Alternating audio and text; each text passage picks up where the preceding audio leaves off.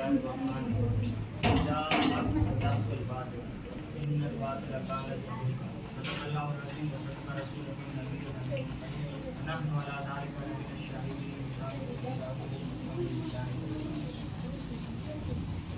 मैंने कुतुबाए करीमा के बाद इस आयत करीमा की तिलावत करने का शर्फ हासिल किया। उस पर कुछ शाही करने से पहले उस पर रोशनी डालने से पहले ये ज़रूरी नहीं बल्कि मुनासिब की समझ का होने के अवसर देकर आक़ाए नामदार मदीने के ताजदार सरकार वाले सल्लल्लाहु अलैहि वसल्लम दुरूद शरीफ का हदिया नज़र करके और बड़े बाबा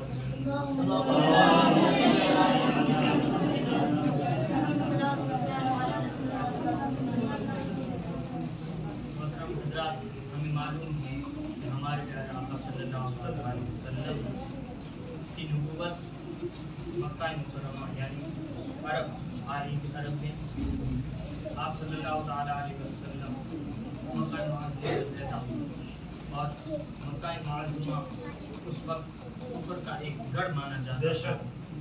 वहाँ पर हर तरफ से बुराइयाँ बदकारियाँ फैली हुई थी। तो जैसे ही हमारे आका करीम सल्लल्लाहु अलैहि वसल्लम वहाँ पर तशरीफ लाए और अल्लाह ताला ने कुरान करीम में फरमा दिया जा अल हक यानी हक आया अल बातिल और बातिल मिट गया।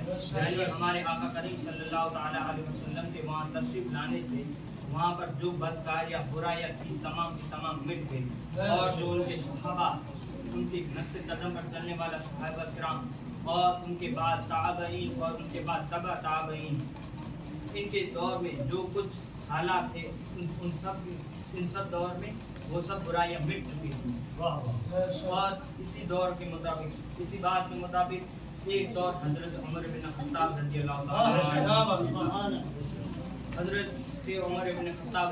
ताला वो जलील कद्र सहाबी हैं जिनको मुराद मुस्तफ़ा कहा जाता है।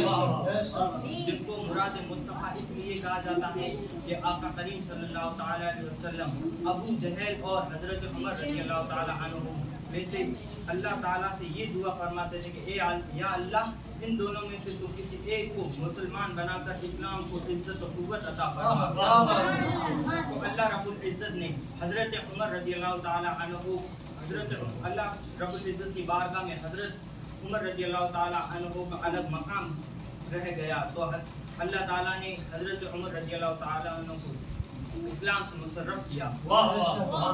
इसी से मुताल्लिक एक वाक़या है कि जब खाना काबा के पास अबू जहल ने तमाम कुफार मक्का को जमा किया और जमा करके कहा, उस वक्त ये था कि मक्का मुकर्रमा में इस्लाम उरूज पा रहा था। उनको काफिरों को ये बर्दाश्त नहीं हो रहा था कि इस्लाम इस तरह कैसे आगे बढ़ रहा है। तो उन्होंने अपनी एक मजलिस जमा की शयातीन की और उसमें ये फैसला किया कि जो भी मोहम्मद सल्लल्लाहु अलैहि वसल्लम का फैसला करेगा यानी उन्हें कत्ल करेगा तो उन्हें 100 शुद्ध ऊंट और 40,000 दिरहम दिए जाएंगे बतौर इनाम। तो उस मजलिस में हजरत उमर रज़ियल्लाहु ताला अन्हु भी मौजूद थे। हजरत उमर रज़ियल्लाहु ताला अन्हु ने ये सुनकर कहा कि आज मैं मोहम्मद सल्लल्लाहु अलैहि वसल्लम का फैसला करूंगा। माअज़ल्लाह देखिए जा तो वो रहे थे मोहम्मद सल्लल्लाहु अलैहि वसल्लम को कत्ल करने, लेकिन वो नहीं जानते थे कि इसके बाद उनका क्या फैसला होगा। तो जैसे ही वो उस मजलिस से निकले और अपने घर से नंगी तलवार ली और रास्ते में हजरत नाइम बिन अब्दुल्ला मिले तो उन्होंने फरमाया कि ए उमर तुम नंगी तलवार लेकर कहाँ जा रहे हो। तो उन्होंने हजरत उमर रज़ियल्लाहु ताला अन्हु ने कहा कि आज मैं मोहम्मद का फैसला करने जा रहा हूँ। तो हजरत नाइम ने कहा पहले उनका फैसला करने से पहले अपने घर के भी हालात का जायजा ले लो। तुम्हारे घर में क्या हालात हैं, जाओ और देखो कि तुम्हारे घर में क्या हालात हैं, पहले अपने घर के हालात का जायजा लो। तो हजरत उमर रज़ियल्लाहु ताला अन्हु उनके कहे के मुताबिक अपने घर गए, अपनी बहन के घर गए और देखा कि वहाँ और आवाज वहाँ से कुरान करीम की तिलावत आ रही है। हजरत फातिमा और हजरत सईद बिन ज़ैद रज़ियल्लाहु ताला अन्हु कुरान की तिलावत कर रहे थे और हजरत खब्बाब रज़ियल्लाहु ताला अन्हु ने कुरान शरीफ पढ़ा रहे थे। तो हजरत उमर रज़ियल्लाहु ताला अन्हु ने दरवाजे पर दस्तक दी। दरवाजे के सुराग से देखा तो बाहर हजरत उमर रज़ियल्लाहु ताला अन्हु खड़े थे और हाथ में नंगी तलवार थी। ये देखकर हजरत खब्बाब घर के दूसरे कोने में छिप गए और हजरत सईद रज़ियल्लाहु ताला अन्हु फरमाए कि हे फातिमा, तुम्हारा भाई आया है, आज जरूर कुछ कारनामा करेगा।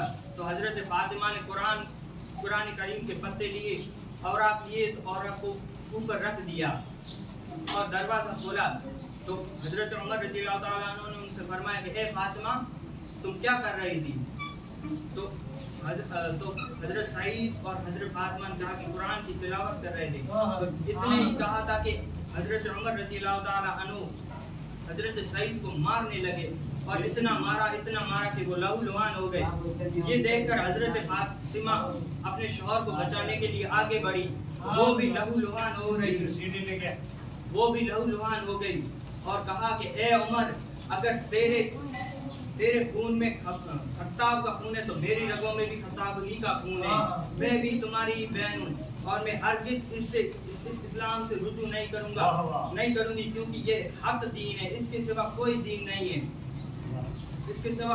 नहीं है, हर दीन बातिल है सिवाय इस इस्लाम के। तो ये कहना था कि हजरत उमर रज़ियल्लाहु ताला अन्हु दिल की दुनिया बदल गई और फरमाया कि तुम किस चीज की तिलावत कर रहे हो, तो मुझे पढ़ाओ। तो हजरत फातिमा ने कहा कि नहीं, इसको वही पढ़ सकता है जो पाक है।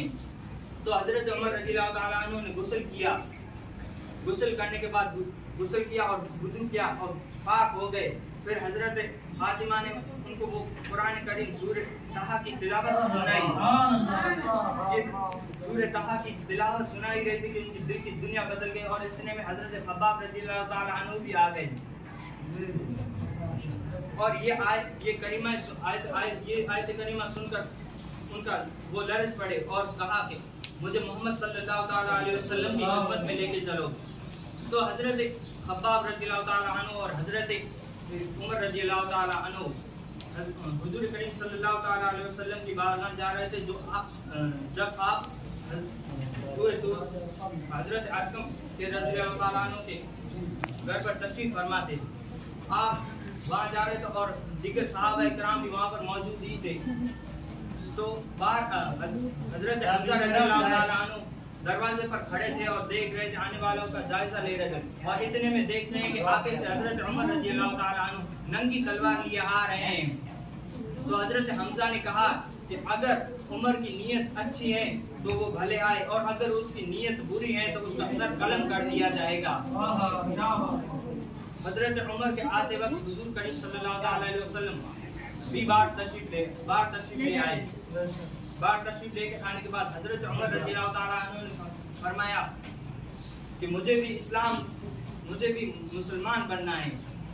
तो ये सुनकर हुजूर करीम सल्लल्लाहु ताला अलैहि वसल्लम उनको कलमा पढ़ाया और उनके इस्लाम लाने से वहाँ मौजूद तमाम लोगों सहाबा कराम ने इतनी जोर से इतनी बुलंद आवाज से नारा तकबीर बुलंद किया कि जिससे मक्का की वादियाँ गरज गई और सब काफिरों के हाल बेहाल हो गए कि देख आज ये क्या माहौल हो गया, ये क्या बुरी बातें हो गई कि हजरत उमर इस्लाम ले आए और हजरत उमर रज़ियल्लाहु ताला अन्हु के इस्लाम लाने से कुफ्र ही नहीं बल्कि शयातीन भी लरज पड़े और हजरत उमर रज़ियल्लाहु ताला अन्हु के इस्लाम लाने से न सिर्फ मुसलमानों को खुशी मिली बल्कि आसमान वालों को भी खुशी मिली। इतने में हजरत जिब्रील अमीन तशरीफ ले आए और कहा, या रसूलल्लाह सल्लल्लाहु अलैहि वसल्लम, कि उमर के इस्लाम लाने से आसमान वाले भी खुशियां मना रहे हैं।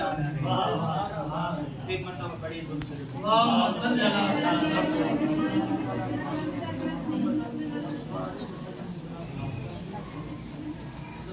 यही है जाअल हक व ज़हक़ल बातिल इन्नल बातिल कान ज़हूक़ा। और इसी तरह हजरत उमर रज़ियल्लाहु ताला अन्हु के अदल व इंसाफ को भी आज हम देख रहे हैं। अगर आज दुनिया में जो कानून मौजूद हैं उस वक्त हजरत उमर रज़ियल्लाहु ताला अन्हु ने अपनी दौरे खिलाफत में लगवा दिए थे। आज के लोग कह रहे हैं, आज के ज़माने के लोग कह रहे हैं, मॉडर्न लोग कह रहे हैं कि देखो ये हमने आज ये कानून इस्तेमाल किया, आज हमने नए नए गवर्नर मुंतखब किए हैं कि जो लोगों का इंसाफ करते हैं। लोगों को अदल देते हैं, अदालतें कायम की, बल्कि हकीकत अदालत तो हजरत उमर रज़ियल्लाहु ताला अन्हु के दौर ही से कायम हो चुकी थी। गवर्नर मिस्र और उनका बेटा और एक गरीब आदमी के बेटे के बीच में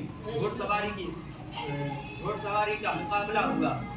तो गवर्नर मिस्र के बेटे थोड़े पीछे रह गए और वो गरीब शख्स आगे बढ़ने लगे।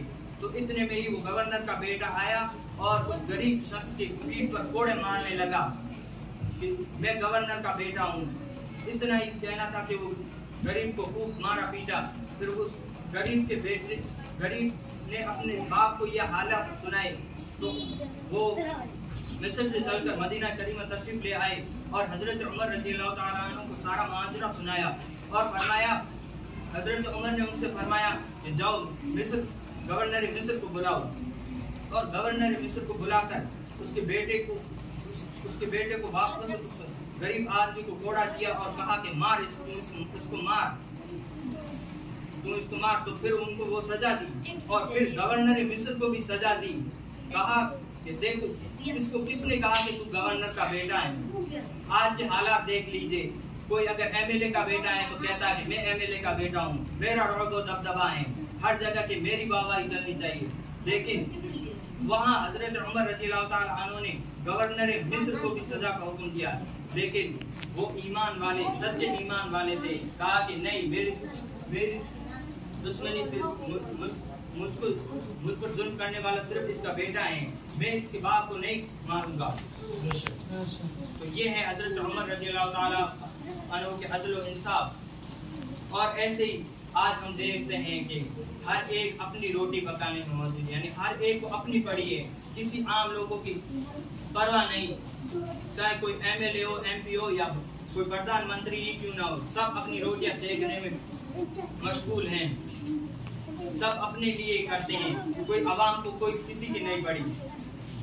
अवाम को सिर्फ दीन इस्लाम, अवाम के बारे में सिर्फ दीन इस्लाम फिक्र करता है। आज लोग ह्यूमन राइट्स की बात करते हैं, कि लोगों के अपने एक कवानीन है कि भाई लोगों पर इतना हद है कि कोई उन पर जुल्म नहीं कर सकता। लोगों ने आज ह्यूमन राइट्स इस्तेमाल करने लगे हैं, लेकिन ह्यूमन राइट्स का दौर हजरत उमर रज़ियल्लाहु ताला अन्हु के दौर से ही शुरू हो चुका था। हजरत उमर रज़ियल्लाहु ताला अन्हु को एक मर्तबा मदीना शरीफ की गलियों में गश्त फरमा रहे थे और लोगों के हालात उससे वाकिफ हो रहे थे कि मेरी रियाया में कोई भूखा तो नहीं सो रहा है। तो थोड़ी ही दूर चले थे कि एक झोपड़ी में कुछ आग लगी हुई है और उस पर हांडी है। तो हजरत उमर रज़ियल्लाहु ताला अन्हु वहाँ पर तशरीफ ले गए और आपके साथ में आपके खादिम हजरत असलम रज़ियल्लाहु ताला अन्हु भी मौजूद थे। वहाँ जाकर देखा तो एक खातून हांडी चढ़ाए हुए है और उसके नीचे आग रोशन की हुई है और आग में पत्थर डाले हुए हैं और पत्थरों के हिला रहे हैं और उसके नन्हे मुन्ने बच्चे बिलबिला रहे हैं, भूख से बिलबिला रहे हैं। तो कहा कि ए खातून, ये क्या, इस हांडी में क्या पका रही हो? तो उस खातून ने जवाब दिया कि ए आने वाले शख्स, इसमें सिर्फ पत्थर है और ताकि इस पत्थरों को, हजरत उमर ने कहा कि इसमें पत्थर क्यों है, खाना वगैरह कहाँ है? तो कहा कि ये बच्चे भूख से बिलबिला रहे हैं और खाने का कुछ सामान नहीं है, तो इसमें पत्थर डालकर सिर्फ हिला रहे हैं और ताकि ये इसकी आवाज़ सुनकर सो जाए। तो इतने में कहा कि मदीना के अमीर हजरत उमर को इसकी इत्तला नहीं थी कि उमर का फैसला